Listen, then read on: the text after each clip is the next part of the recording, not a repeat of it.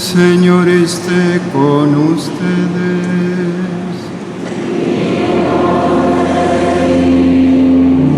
Del Santo Evangelio según San Lucas.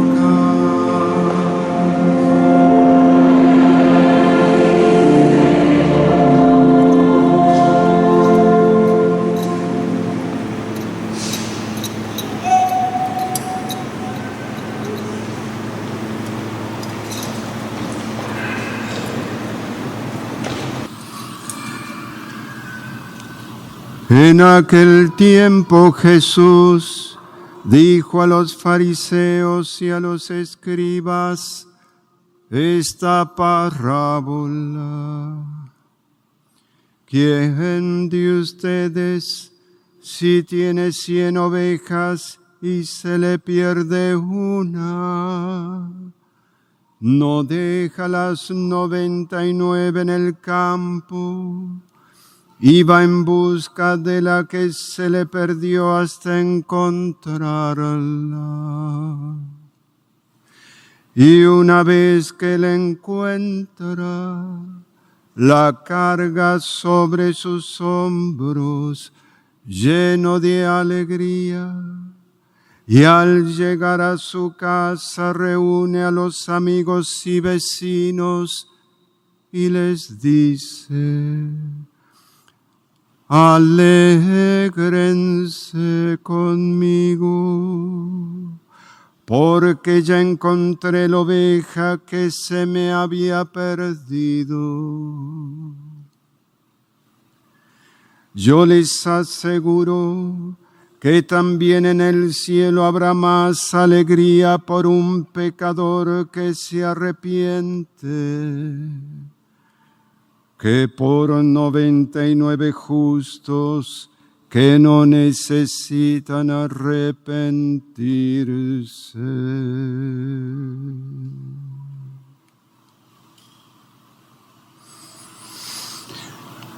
Palabra del Señor.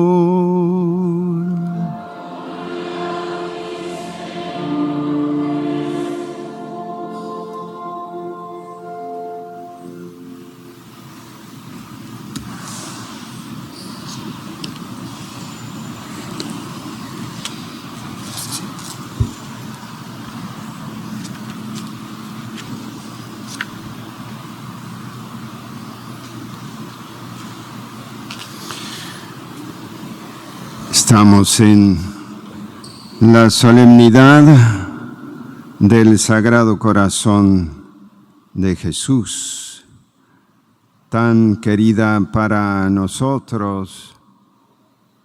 En esta solemnidad donde va a haber niños que hacen su primera comunión, la primera de muchas y cada vez más hermosas comuniones, se han venido preparando para este día tan hermoso, donde Jesús quiere habitar, formar un nidito en el corazón de estos niños que, vestidos de blanco, representan esa pureza infantil con la cual reciben a Jesús. Jesús sacramentado, y al recibir a Jesús sacramentado reciben también el corazón de Cristo, que está palpitante y lleno de amor, con muchos deseos de llegar al corazón de ustedes y de hacer un manantial de gracia y de abundancia de bienes para la vida de estos niños, después adolescentes, jóvenes y adultos. ¿Cómo ha ocurrido contigo, conmigo, que ya somos grandes? ¿Quién no recuerda con mucha alegría aquel momento de nuestra primera comunión? Son las grandes fiestas que celebramos siempre en torno a la gran familia que es la Iglesia, y en torno a nuestra familia particular, agradecidos por tener papás católicos que nos llevan a recibir a Jesús sacramentado, característica plena de nuestra religión católica. Tenemos también, casi que preside, diríamos, en esta celebración o acompaña a Nuestra Señora del Perpetuo Socorro, que es también día de ella, aquella que siempre con su auxilio está presente en nuestras vidas.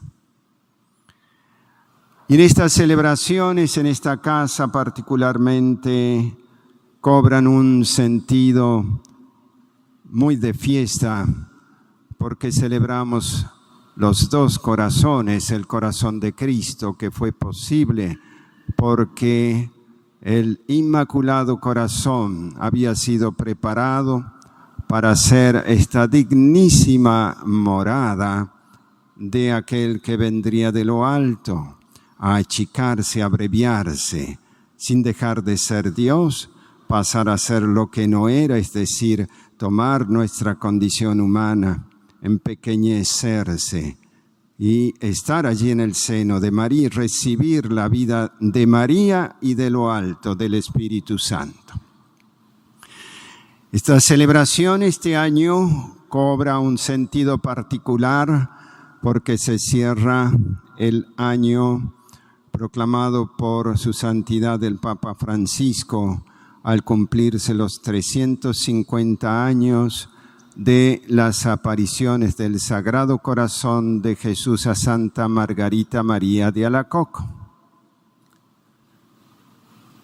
En un día, en 1673, apareció por allí el Sagrado Corazón de Jesús a esta religiosa visitandina, estando en oración. Le muestra las ingratitudes de los hombres. Jesús quiere ser amado, busca ser amado, busca ser conocido, pero mucho más busca ser amado.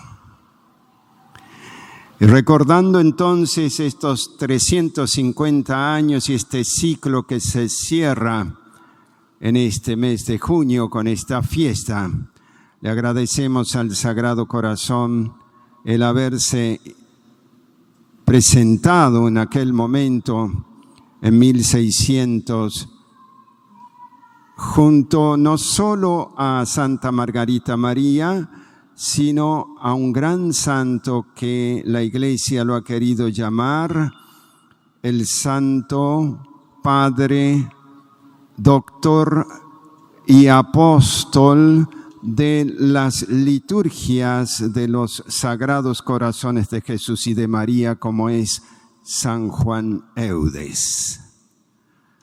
A San Juan Eudes le debemos las liturgias plenas al Sagrado Corazón y al Inmaculado Corazón de María.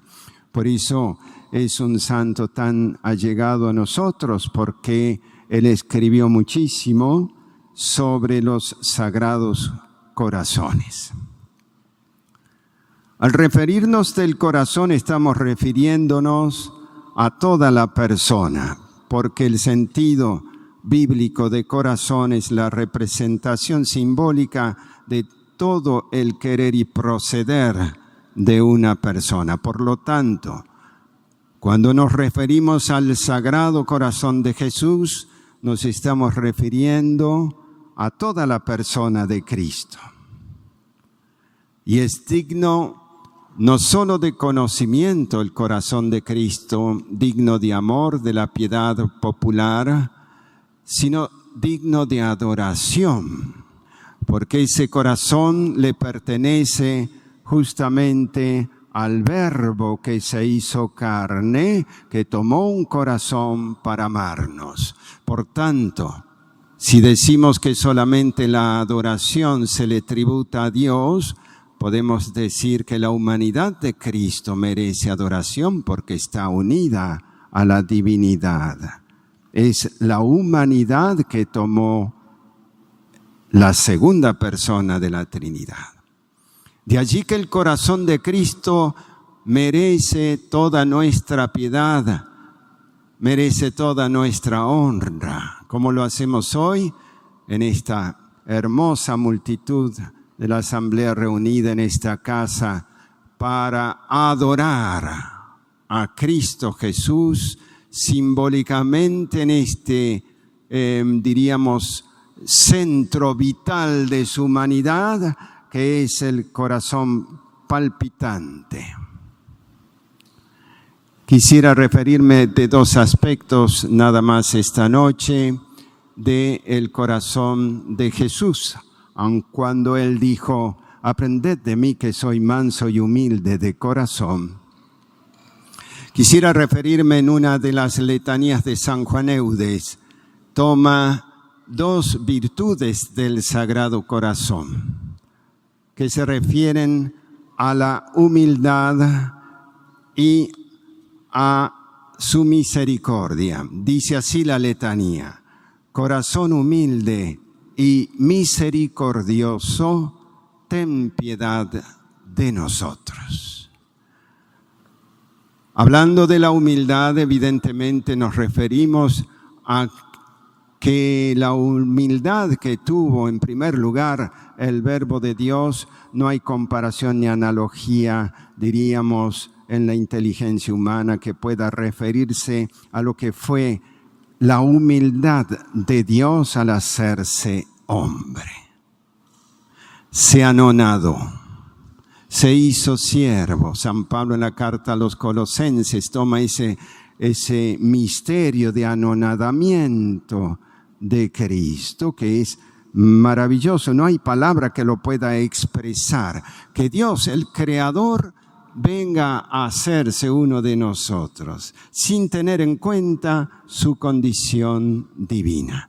De tal manera entonces que tenemos en primer lugar esa humillación del Verbo al hacerse carne, pero también como Verbo encarnado, habiendo tomado esa naturaleza, Cristo Jesús ha pasado no solamente muchísimos actos queridos de humildad de su parte, sino humillaciones que no se pueden tampoco expresar.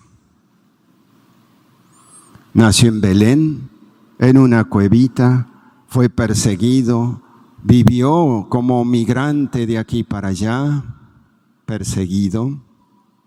Volvió a Nazaret en su vida oculta, quizás la vida más tranquila que le tocó llevar al Verbo de Dios encarnado, más en su vida pública, como sabemos, fue totalmente tomado, burlado, tomado como loco, como blasfemo, menospreciado, como varón de dolores, como decía Isaías en el capítulo 53, como una raíz en un lugar árido.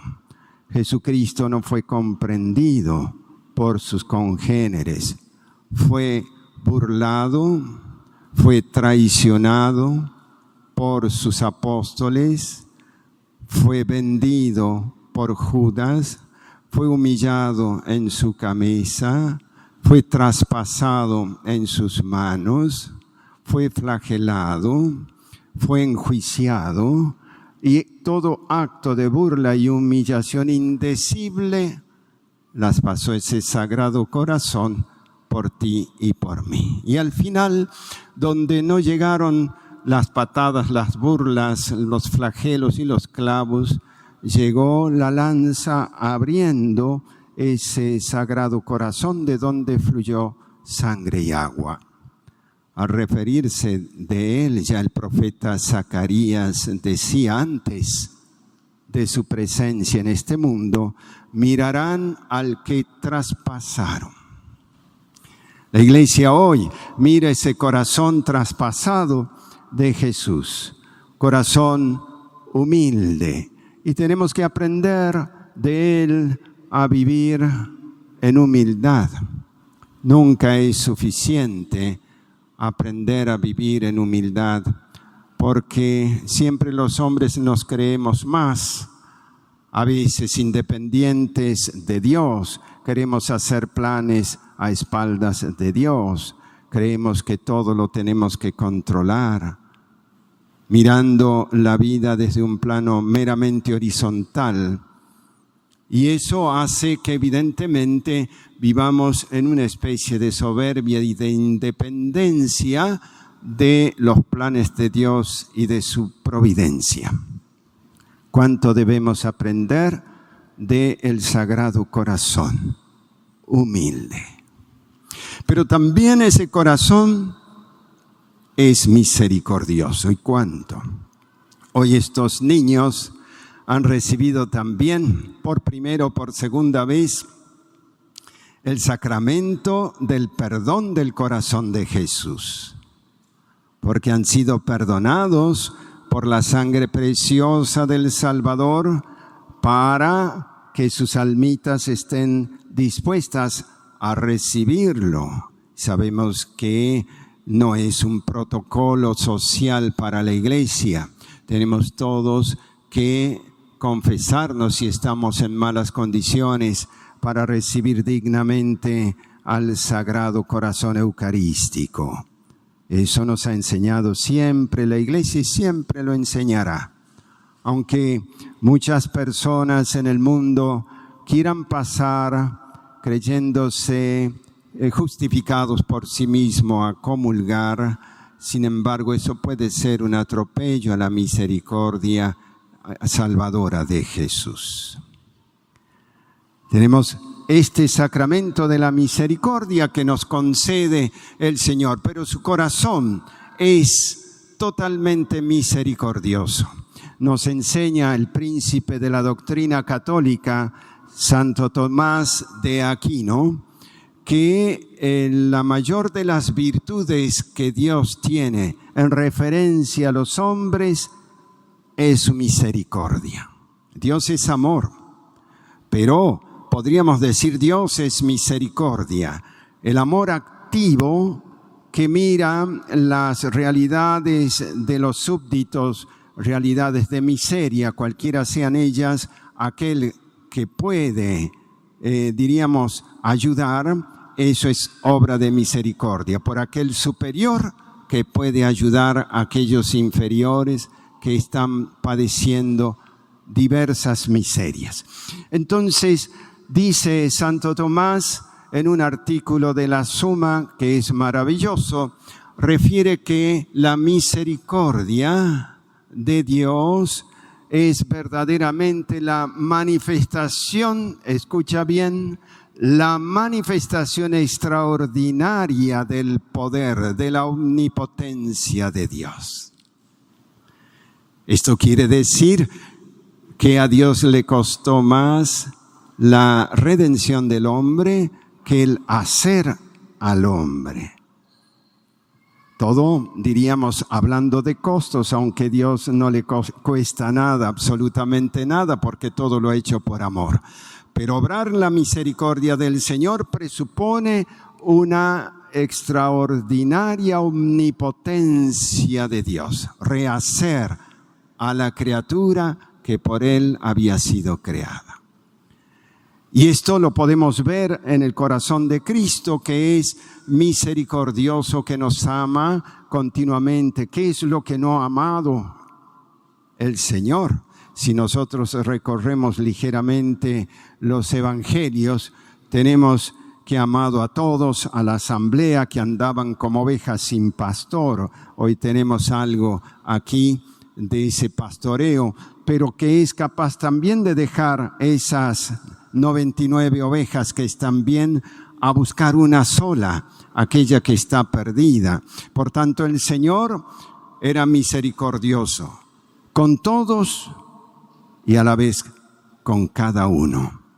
Por eso nos enseña en este evangelio que tú, ovejita del Señor, recogida por la misericordia del amor del Sagrado Corazón, tienes que alegrarte porque todos hemos sido recogidos por ese inmenso amor que nos tiene, a todos como a cada uno.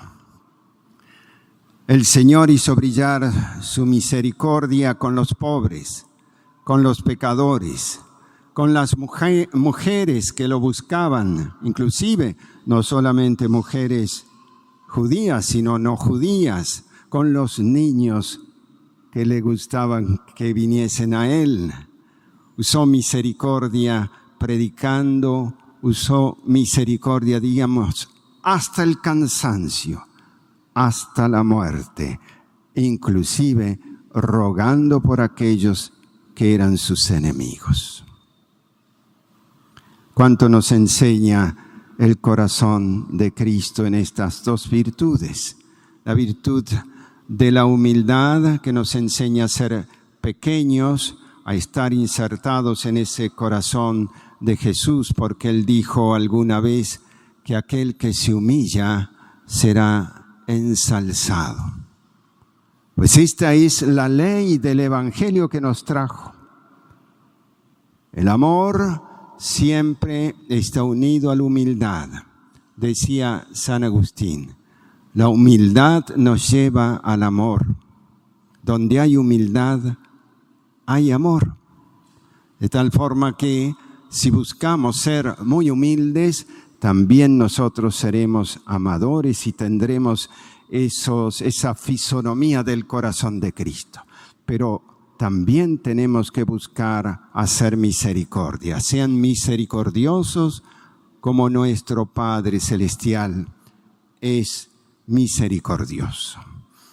El corazón de Jesús quiso reinar en muchas ocasiones y en muchos países.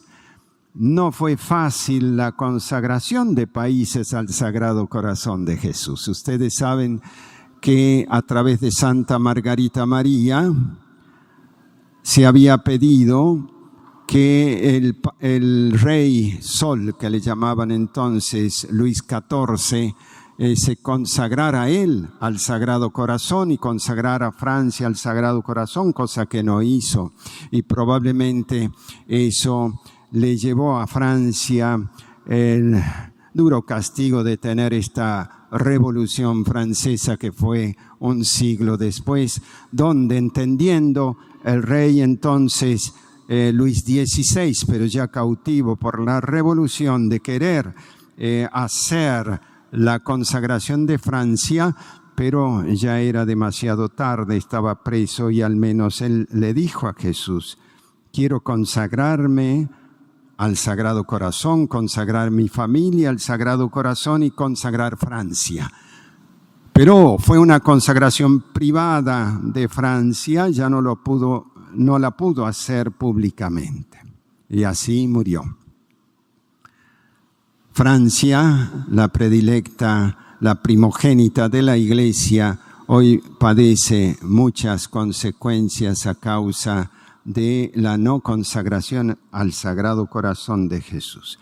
Perseguida, digo, estas consagraciones al Sagrado Corazón, porque en 1874 el primer país consagrado al Sagrado Corazón fue el Ecuador, un país pequeñito de América, el primero, que consagró todo su ser y su haber al Sagrado Corazón por un presidente que fue asesinado al año siguiente de la consagración por la masonería, Gabriel García Moreno. Y digo, tampoco fue fácil en España con Alfonso XIII. Y sucesivamente entonces entendemos la importancia que tiene la consagración de los países al Rey de todas las naciones, que es Jesucristo, el Rey de las naciones. La importancia que tiene que nosotros entendamos en estos tiempos de tanta oscuridad, consagrar nuestras familias para que reine el Sagrado Corazón de Jesús en nuestros hogares. Decía hermosamente, ahora que se está reponiendo el magisterio de León XIII por el Papa actual, decía él en Annum Sacrum, porque él hizo una consagración de todo el género humano al Sagrado Corazón de Jesús. Y en esta encíclica decía él, de ahí esa abundancia de males a causa del olvido de Dios y de la falta de consagración que desde hace tiempo se ciernen sobre el mundo y que nos obligan a pedir el socorro de aquel que puede evitarlos. ¿Y quién es este sino Jesucristo, Hijo único de Dios?